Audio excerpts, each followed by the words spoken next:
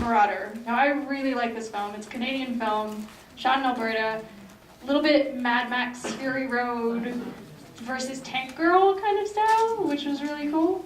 But I didn't get the very, very first part where he's trading her for water and he gives her the gun. Did anybody pick up on that? Because this is what I love about this festival, is that every once in a while you get one person who's like, I know exactly what that was about.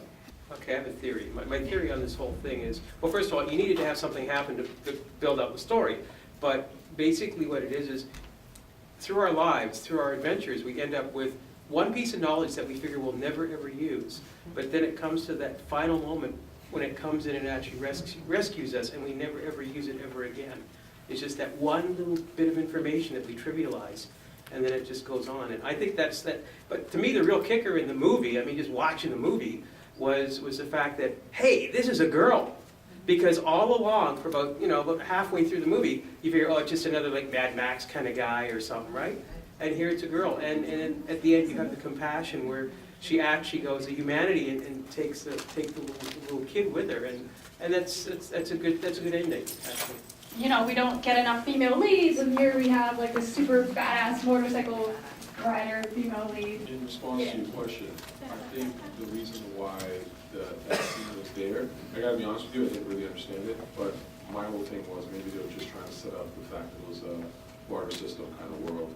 So it's just, you see the first sort of barter go down, and then this actual sort of story starts, right? Got some water? Fresh water?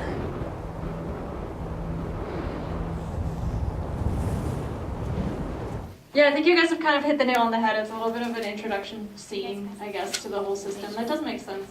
So I'm hoping I didn't mix, but I thought that a disclosure came up that said that they were within 15 miles of radiation, right? Yeah. So I thought that more of the sci-fi element, that something had happened and people weren't able to get about and get water, and here you have this person who has access to a motorcycle and is mobile. And therefore, this man was asking her, believing that you have clean water, you have the means to get them, and I'll trade you. I just thought that was what it was. Right, like she's kind of like the Robin Hood or the trader. Yeah, that makes sense. That makes sense. That's good. All good explanation. One thing I was going to say that I actually really liked was at the beginning, the guy that she first did a barter with looked terrified of her, which kind of set it up to be maybe she's the villain, so you don't really know, and we don't have enough story to actually figure out if she's maybe a bad person initially and the kid, for example, warmed her heart and she came around, or if she's always a nice person for some reason and the guy's kind of skitsy or something, I don't know.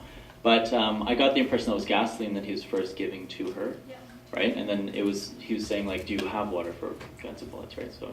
Yeah, no, that's fair. I just thought it was weird because I thought he gave her gasoline and then also a gun. It seemed kind of like they might have had an earlier agreement, or she comes around frequently to rob him. Right? It could be either of those two, right? That's true. Yeah, that's a good point. We don't actually know if she is a good guy, although she protects the kid. But yeah, it's cool that all these films kind of leave it up to you.